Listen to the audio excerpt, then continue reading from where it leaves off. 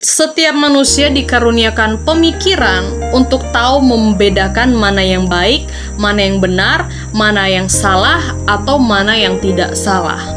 Dan hal ini pun banyak terjadi dalam kehidupan kekristenan.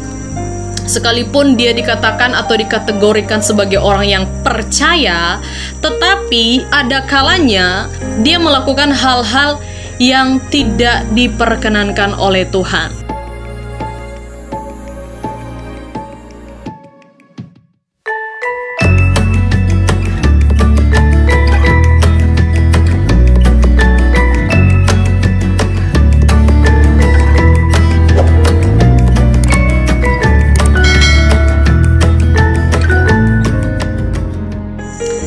Firman Tuhan kita hari ini terdapat dalam kitab Galatia pasalnya yang ketiga ayatnya yang ke-13. Bunyi firman Tuhan, Kristus telah menebus kita dari kutuk hukum Taurat dan dengan jalan menjadi kutuk karena kita, sebab ada tertulis, terkutuklah orang yang digantung pada kayu salib.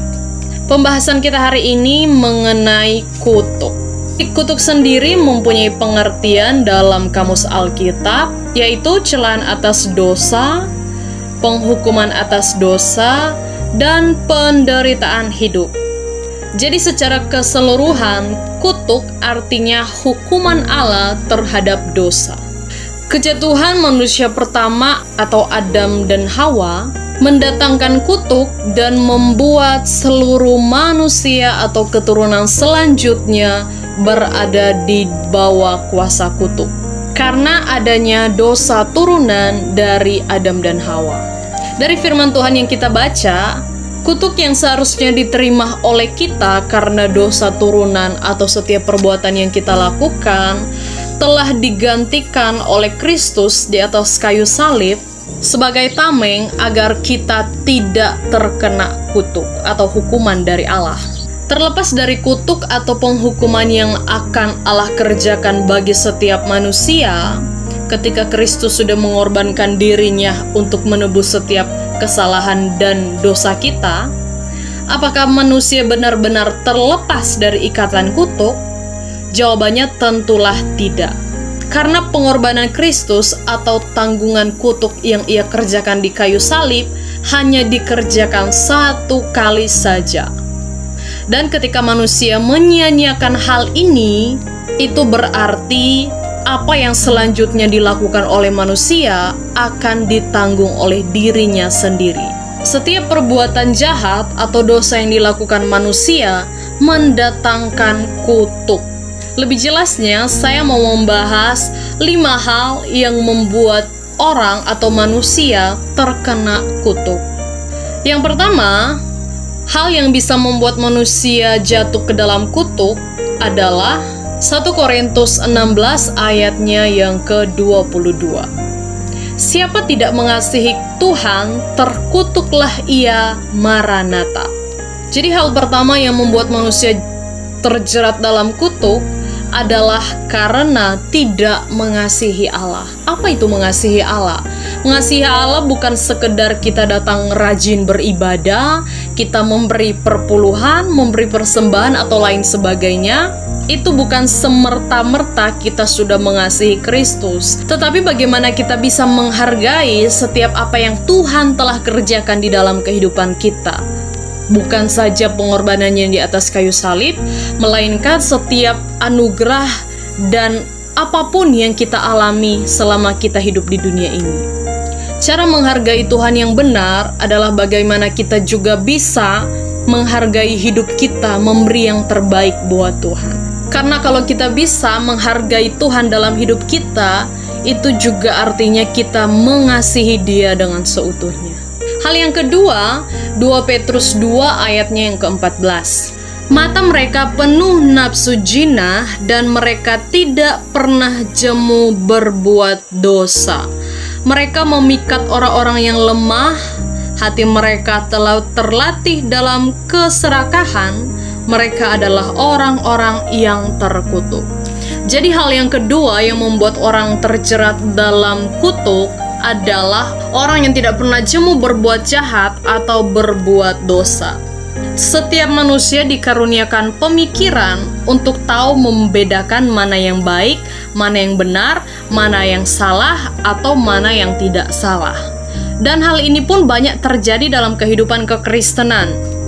Sekalipun dia dikatakan atau dikategorikan sebagai orang yang percaya, tetapi ada kalanya dia melakukan hal-hal yang tidak diperkenankan oleh Tuhan. Secara sadar dia mengetahui hal itu salah, tetapi dia masih kompromi dan melakukan hal-hal tersebut. Dan inilah yang dikatakan sebagai orang-orang yang tidak pernah jemu berbuat dosa. Orang yang tidak pernah jemu berbuat dosa adalah orang yang secara terus-menerus melakukan pelanggaran. Meski hal itu dia tahu adalah sebuah pelanggaran atau kesalahan. Ini pun yang dikategorikan orang-orang yang terkena kutuk. Sebelum lanjut, please klik tombol subscribe juga tombol notifikasinya. Yang ketiga, Yeremia 48 ayatnya yang ke-10. Terkutuklah orang yang melaksanakan pekerjaan Tuhan dengan lalai. Terkutuklah orang yang melakukan pekerjaan Tuhan dengan lalai. Semua pasti tahu pekerjaan Tuhan adalah pekerjaan yang mulia, pekerjaan yang luar biasa yang Tuhan embankan bagi setiap atau seluruh anak-anak Tuhan. Pekerjaan Tuhan umumnya dilakukan oleh orang-orang yang berada di dalam gereja. Seperti umumnya seorang pemberita firman, seorang gembala, pendeta, singers, WL, atau pemain musik, dan lain sebagainya. Baik dalam lingkup internal gereja maupun dalam eksternal gereja. Hal yang membuat orang terkutuk adalah karena ia melalaikan pekerjaan Tuhan. Contoh dalam jemaat, sudah dipercayakan untuk melayani, melakukan pekerjaan Tuhan yang sudah dijadwalkan oleh gembala sidang, tetapi malah tidak menghiraukan atau malah melalaikan pekerjaan tersebut. Melalaikan pekerjaan Tuhan juga dapat diartikan anak-anak Tuhan yang tidak bertanggung jawab penuh dalam tugas dan tanggung jawab yang Tuhan perintahkan. Hal yang keempat terdapat dalam kitab Ulangan 27 ayat 15 sampai ayatnya yang ke-26. Jadi kalian perhatikan, saya akan bacakan firman Tuhan ini. Terkutuklah orang yang membuat patung pahatan atau patung tuangan, suatu kekejian bagi Tuhan, buatan tangan seorang tukang, dan yang mendirikannya dengan tersembunyi, dan seluruh bangsa itu harus menjawab amin. Ayat 16, terkutuklah orang yang memandang rendah ibu dan bapaknya, dan seluruh bangsa itu harus berkata amin. Terkutuklah orang yang menggeser batas tanah sesamanya manusia, dan seluruh bangsa itu harus berkata amin. Terkutuklah orang yang membawa seorang buta ke jalan yang sesat, dan seluruh bangsa itu haruslah berkata amin. Terkutuklah orang yang memperkosa hak orang lain, hak orang asing, anak yatim dan janda, dan seluruh bangsa itu haruslah berkata amin. Terkutuklah orang yang tidur dengan istri ayahnya, sebab ia telah menyingkapkan puncak kain ayahnya, dan seluruh bangsa itu harus berkata amin. Terkutuklah orang yang tidur dengan binatang apapun, dan seluruh bangsa itu harus berkata amin. Terkutuklah orang yang tidur dengan saudaranya perempuan, anak ayah atau anak ibunya, dan seluruh bangsa itu haruslah berkata amin.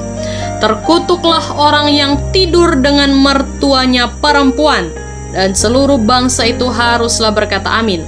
Terkutuklah orang yang membunuh sesamanya manusia dengan tersembunyi, dan seluruh bangsa itu haruslah berkata amin. Terkutuklah orang yang menerima suap untuk membunuh seseorang yang tidak bersalah, dan seluruh bangsa itu haruslah berkata amin. Terkutuklah orang yang tidak menepati perkataan hukum Taurat ini dengan perbuatan, dan seluruh bangsa itu haruslah berkata amin. Dan yang kelima, yang terakhir, masih juga terdapat dalam kitab Ulangan, yaitu Ulangan pasal yang ke-28 ayat 15 sampai ayatnya yang ke-20. Tetapi jika engkau tidak mendengarkan suara Tuhan Allahmu dan tidak melakukan dengan setia segala perintah dan ketetapannya yang disampaikan kepadamu pada hari ini, maka segala kutuk ini akan datang kepadamu dan mencapai engkau.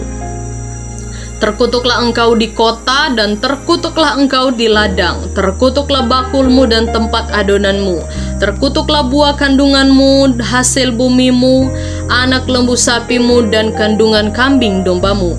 Terkutuklah engkau pada waktu masuk dan terkutuklah engkau pada waktu keluar. Tuhan akan mendatangkan kutuk, huru hara dan pengajaran di antaramu dan segala usaha yang kau kerjakan, sampai engkau punah dan binasa, sebab engkau telah meninggalkan aku atau Tuhan. Jadi kutuk dalam kitab Ulangan ini atau yang berlaku pada zaman dahulu, zaman perjanjian lama, bukan saja dikutuk oleh Tuhan, tetapi bangsa Israel pun ketika melakukan hal-hal yang sudah dicatat oleh firman Tuhan ini akan dilempari batu sampai mati. Jadi bangsa Israel pada waktu itu bukan hanya menerima kutuk dari Tuhan, melainkan juga menerima penghukuman dari sesama mereka. Pilihan ada di tangan kita ketika kita sudah menerima karunia keselamatan dan begitu banyak kemurahan daripada Tuhan, kita diperhadapkan dengan berkat, atau sebaliknya kita hanya malah memilih untuk melakukan hal-hal yang tidak benar atau melakukan dosa, yang artinya kita memilih hidup kita di bawah kuasa kutuk. Ingat, orang yang dikutuk oleh Tuhan sampai dimanapun ia tidak akan pernah berhasil. Dan ketika kutuk itu kita alami, kita pun tidak akan luput dari penghakiman Tuhan.